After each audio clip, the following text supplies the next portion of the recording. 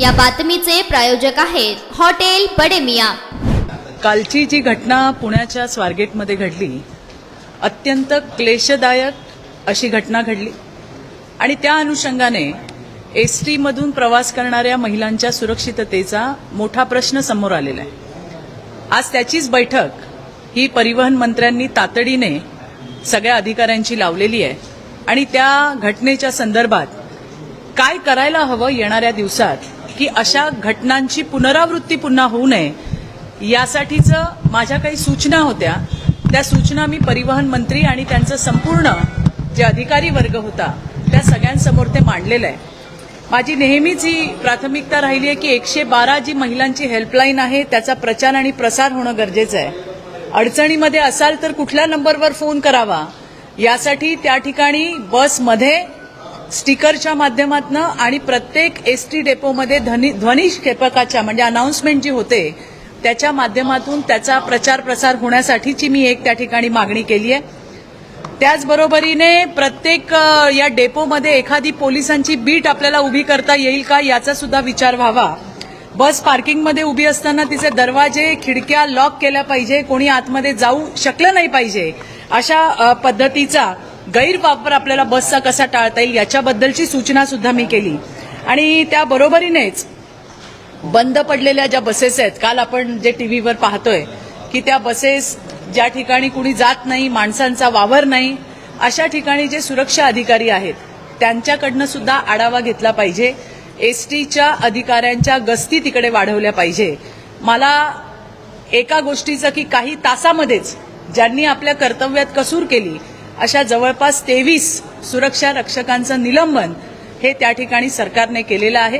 आज याच संदर्भामध्ये महत्वाची बैठक की येणाऱ्या दिवसामध्ये असल्या घटनांची पुनरावृत्ती होऊ नये, महिलांना एसटीच्या प्रवासामध्ये सुरक्षित वाटावं यासाठीची तातडीची बैठक सुद्धा आता परिवहन मंत्री त्या ठिकाणी त्यांच्या अधिकाऱ्यांसोबत घेत आहेत। आणि मला याबद्दल ज्या वाटल्या की ज्या सूचना कराव्याशा वाटल्या की जेणेकरून या घटना टाळता येतील, कारण शेवटी एसटी ही जीवनवाहिनी आहे।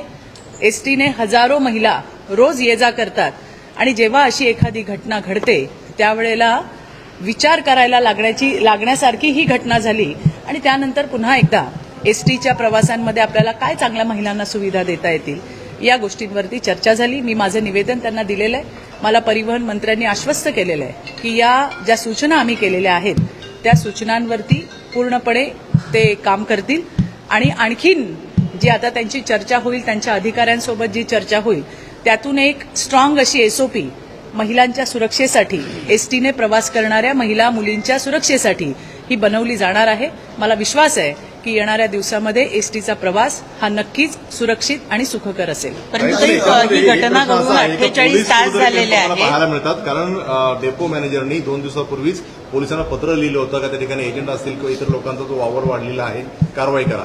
पोलिसांनी कारवाई न केल्यामुळे कुठेतरी अशा घटनेला बळ मिळाले नाही। नक्कीच मला असं वाटतंय, तुमच्याच माध्यमातून आज सकाळी मी ही बातमी वाचली की 3 दिवसापूर्वीच आगार प्रमुख जे डेपो मॅनेजर आहेत त्यांनी पोलिसांकडे तक्रार केली होती। पोलिसांनी त्याच्यावर का कारवाई केली नाही किंवा त्याच्यावरती त्यांनी का काम केलं नाही याची सुद्धा माहिती आम्ही नक्कीच घेऊ।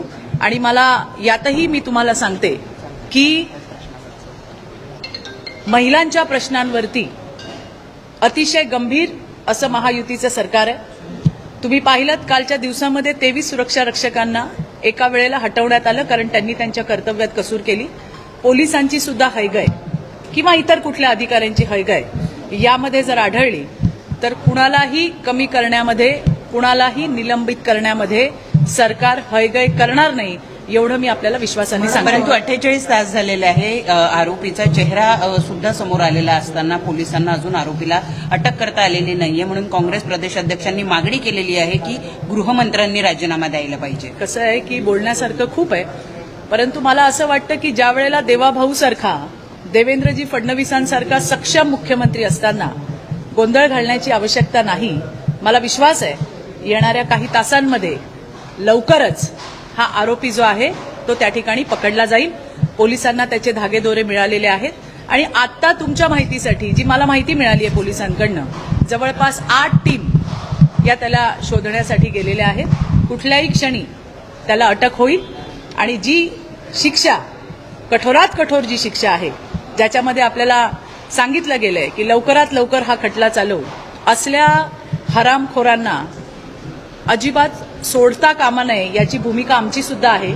सोडलं जाणार नाही, लवकरात लवकर पकडला जाईल आणि त्याला शिक्षाही होईल. काही पण एसटी मध्ये काही साड्या सापडलेल्या आहेत, निरोधाची पाकिटे सुद्धा सापडलेली आहेत.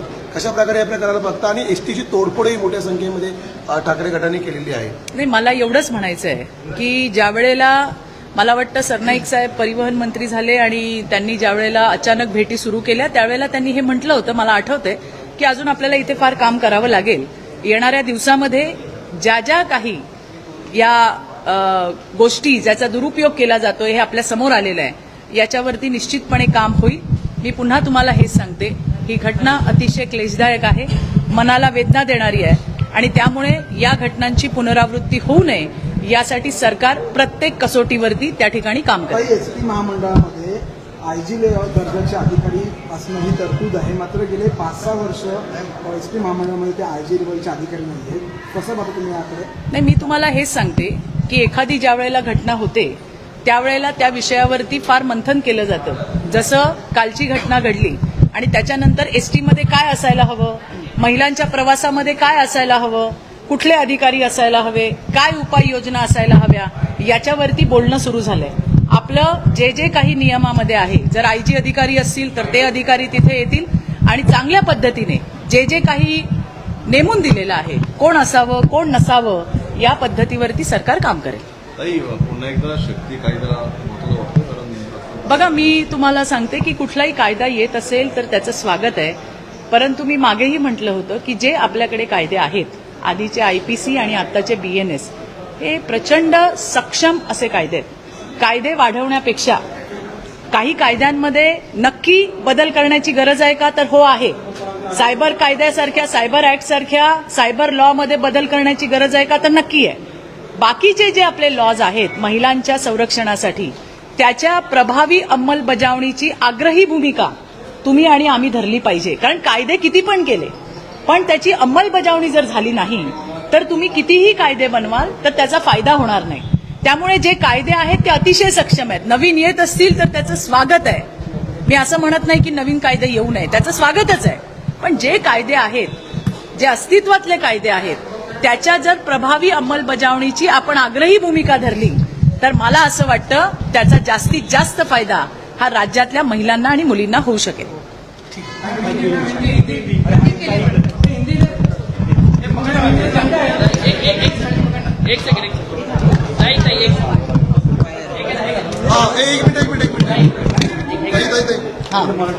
एक मिनिट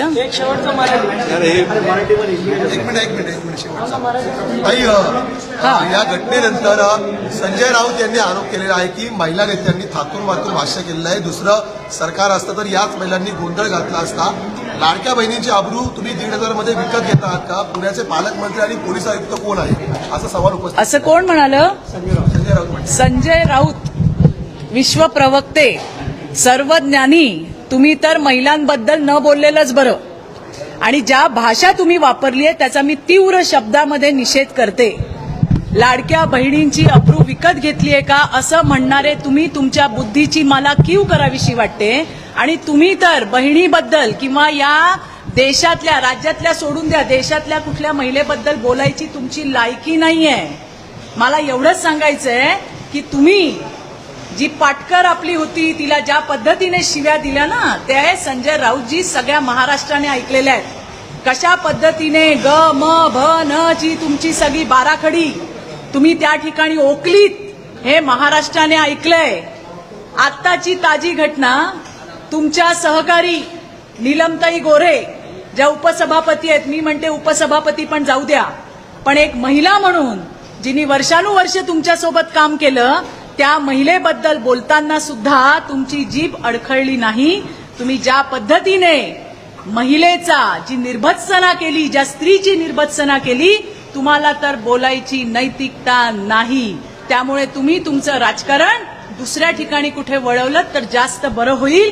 नाहीतर काय होईल की या महाराष्ट्रातल्या लाडक्या बहिणी या रस्त्यावरती येऊन तुम्हाला चोपल्याशिवाय राहणार नाही. ज्यांना महिलांची अब्रू, ज्यांना महिलांची गरिमा, ज्यांना महिलांची अस्मिता समजत नाही, प्रत्येक वेळेला त्याच्यावरती राजकारण करण्याची ज्यांची भूमिका असते, महिला म्हणजे पायातली चप्पल जे समजतात त्या पद्धतीची वक्तव्य करतात, घाणेरड्या अश्लील शिव्या देतात, सहकार्याबद्दल वाटेल त्या थराला जाऊन बोलतात, त्या माणसाला या महिलांच्या विषयावर बोलायचा अधिकार नाही. ऐकलं का संजयजी राऊत?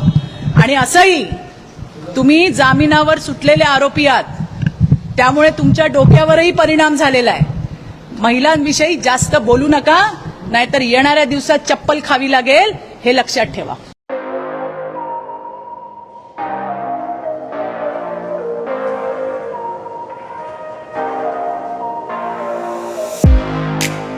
तुम्ही देखील तुमच्या बाईकमध्ये पेट्रोल टाकून थकलाय का? मग चिंता का करताय? लुनिया ईव्ही हब घेऊन आले आहेत तुमच्यासाठी ई बाईक. सोलापुरातील ई बाईकचे भव्य शोरूम म्हणजे लुनिया ईव्ही हब. यांच्या इथे ई बाईक आणि स्पोर्ट्स बाईक उपलब्ध आहेत. मग वाट कसली पाहताय? आत्ताच भेट द्या लुनिया ईव्ही हबला आणि टेस्ट ड्राईव्हचा आनंद घ्या. आमचा पत्ता जोशी पेट्रोल पंपासमोर, जुळे, सोलापूर. Contact number 9309857930 7507886648.